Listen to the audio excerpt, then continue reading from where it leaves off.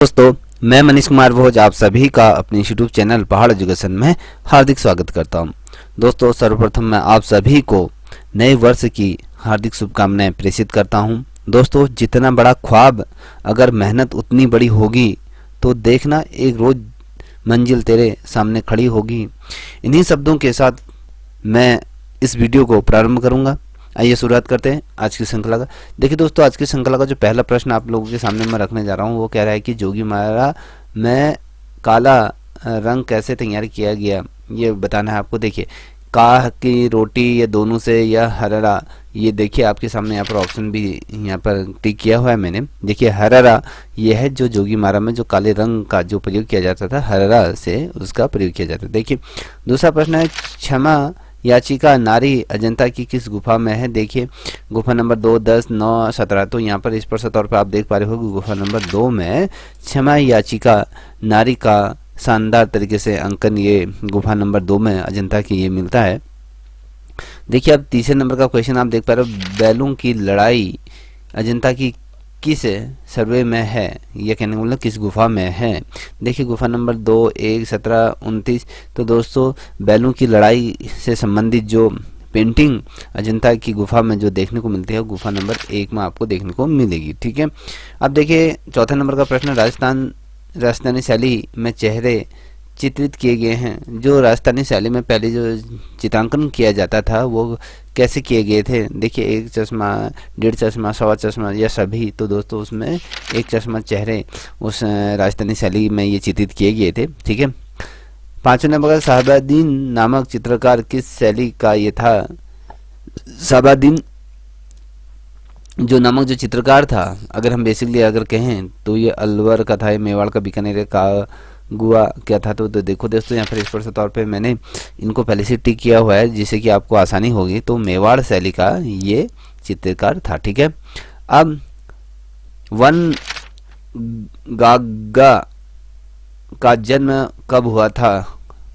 ठीक है, वन गाग का जन्म कब हुआ था ये बताना। 1818 में, 1829 में, 1853 में, 1905 में। तो दोस्तों ये वन गाग का जो जन्म हुआ था वो आपके 1853 में हुआ था। ठीक है, अब देखिए अगला प्रश्न आपके सामने है कि मौला राम किस शैली का ये चित्रकार था, ये आपको बताना है। देखिए मुगल, राजपूत चित्रकारी, पहाड़ी या नेपाली। तो मौला राम बेसिकली गढ़वाल शैली के चित्रकार भी माने जाते हैं और पहाड़ी शैली के चित्रकार हैं। ठीक है, अब देखिए 8वें नंबर का प्रश्न है, दीदारगंज यक्षी से बनी है, किस से बनी है ये आपको बताना है। देखिए कांसे से, पीतल से, गुलाबी बलुए पत्थर से या फिर काले पत्थर से। देखिए गुलाबी बलुए पत्थर से आपकी यक्ष यक्षिणी को ये बनाया गया है। ठीक है, अब 9वें नंबर का प्रश्न, भरूत किस जिले में है। ठीक है, किस जिले में है ये, नागो या रेखा या रेवा या सन्ना या सार। देखिए सतना ये जिले के अंतर्गत भरूत स्तूप जो है वो आपके सतना जिले के अंतर्गत आता है। ठीक है, अब देखिए 10वें नंबर का, चौमुखा मंदिर कहाँ है। चौमुखा मंदिर कहाँ पर ये है ये आपको बताना है। तो आपको यहाँ पर देख पा रहे हो स्पष्ट तौर पे यहाँ पे मैंने ऑप्शन को ब्लैक किया हुआ है। देखिए रणकुरपुर के अंतर्गत ये आपके चौमुखा मंदिर स्थित है। ठीक है, अब देखिए प्रागैतिहासिक काली के जो चित्र प्रधानता किस विषय से ये संबंधित रहते थे। देखिए प्रागैतिहासिक काल में जो चित्र बनते थे वो उनका सब्जेक्ट क्या होता था, धार्मिक होता था, आखेट का होता है, युद्ध संबंधी, प्राकृतिक। तो उस समय शिकार के दृश्यों का संबंधित चित्र या कहें आखेट से संबंधित चित्र उस समय बनाए जाते थे। ठीक है, अब देखिए 12वें नंबर, उत्तरी स्पेन में प्रागैतिहासिक जो गुफा कहाँ स्थित है यह आपको बताना। देखिए और उन चीज़ों नहीं बताऊंगा, आप सीधे आंसर बता दें। अल्तामीरा जो गुफा है, नहीं अल्तामीरा में ये स्पेन की अल्तामारी गुफा इसे कहा जाता है। ठीक है, अब देखिए 13 नंबर का है, अंधेरा जंगल किसका चित्र है, किसके द्वारा बनाया गया है। तो आप सभी लोग देख पा रहे होंगे, तो राम कुमार जी के द्वारा ये बनाया गया है अंधेरा जंगल। ठीक है, अब देखिए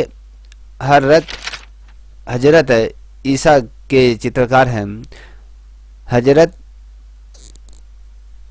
ईसा के जो चित्रकार हैं, कौन? रज्जा है, सूजा है, आरा है, ये राम कुमार हैं। तो दोस्तों सूजा द्वारा ये हजरा का चित्र ये बनाया गया है। ठीक है, अब देखिए भारत भवन है, कहाँ स्थित है? बहुत दफ़े क्वेश्चन पूछा जाता है, बहुत ज़्यादा महत्वपूर्ण है, ये आपके भोपाल में स्थित है। ठीक है, अब देखिए 16 नंबर का प्रश्न, प्रागैतिहासिक चित्र सामान्यतः किसके द्वारा ये निर्मित किए गए हैं, किसके द्वारा बनाए जाते थे उस टाइम पे? कहने का मतलब है देखिए पेस्टल कलर उस टाइम पे जल रंग में स्याही नहीं होते, तो उसमें गेरुए और चारकोल के माध्यम से बनाए जाते थे। ठीक है, अब वृषभों वाला कक्ष किस गुफा में स्थित है, ये आपको बताना है। लास्का की गुफा में ये है, वृषभों का ये जो कक्ष है। ठीक है, अब राम निवास बाग कहाँ पर है? ये आपके जयपुर, आगरा, मेवाड़ या अलवर में? तो ये जयपुर में आपका क्या है? राम निवास है। ठीक है, अब देखिए 19वें नंबर का प्रश्न है कि पुल पर लड़कियां चित्रित हैं, किसके द्वारा बनाया गया है? मुखम करके ये हैं, इनके द्वारा इसको बनाया गया है। देखिए 20वें नंबर का प्रश्न है, मुगल चित्रकला किस चित्रकार की उपाधि जरी कमल थी? ठीक है, मुगल चित्रकला किस चित्रकार की उपाधि जरी कमल थी? देखिए मोहम्मद हुसैन कश्मीरी द्वारा। ठीक है, अब देखिए अगला प्रश्न है कि सबसे अधिक कृष्ण लीला के चित्र किस शैली में बने हैं? तो वो सबसे ज़्यादा अगर हम बात करें तो पहाड़ी शैली में भी बने हैं और राजस्थानी शैली में तो पूरी तरीके से बने ही हैं। तो ये यहाँ पर आपकी पहाड़ी शैली को पिक किया है। ठीक है, पहाड़ी शैली में भी आपके सर्वाधिक कृष्ण लीला पर चित्र बने हैं। देखिए अब भारतीय चित्रकला के पुनर्जागरण का श्रेय किसे जाता है?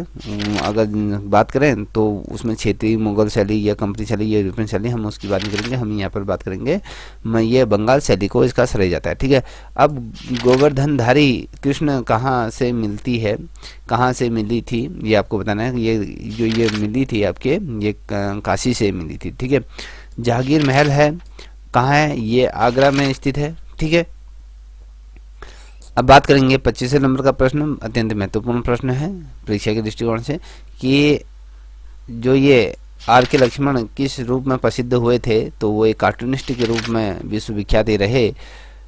टाइपोग्राफी को कितने समूहों में वर्गीकृत किया गया है, ये आपको बताना है। तो वो आपके 46 वर्गों में आपको टाइपोग्राफी को वर्णित किया गया है। अब ठीक है, फूचरिज्म किस उद्भव और किस देश में हुआ? ये इटली में ये हुआ था। ठीक है, अब मोहेरा सूर्य मंदिर का निर्माण किसने करवाया, ये आपको बताना है। देखो अगर जो ये इस मंदिर का जो निर्माण कराया था वो आपके भीमदेव प्रथम ने ये किया था। अब देखिए 29वें नंबर का प्रश्न है कि प्रथम जैन संगीत का आयोजन कहाँ हुआ था? ये जो हुआ था आपके पाटलिपुत्र के अंतर्गत प्रथम जैन संगीत का आयोजन किया गया था। अब देखिए मीरपुर खास का स्तूप किस काल का है? ठीक है, ये है आपका गुप्तकालीन में ये वाला मीरपुर का जो खास स्तूप बनाया गया था। और आग की दरिया श्रृंखला किसकी है? ये गोगी सरोजपाल ये हैं, इनके द्वारा बनाया गया था। ठीक है, अब देखिए अंतिमवा प्रश्न आपके सामने रखने जा रहा हूँ। ये कह रहा है कि किस चित्रकार जन्म ढाका में हुआ? कौन से चित्रकार का जन्म ढाका में हुआ था? वो ये जितने भी आपको यहाँ शरद जो ये दिख रहे हैं आपको, परितोष सेन, प्रदोष दास या शरदा चरण वकील का, ये सभी का ये क्या होता है? जन्म आपके ढाका में हुआ था। ठीक है दोस्तों, यदि आपको ये श्रृंखला अच्छी लगी हो तो प्लीज़ चैनल को लाइक शेयर सब्सक्राइब करें, साथ ही अपने दोस्तों के साथ तब तक लेना ही। जय हिंद, जय भारत।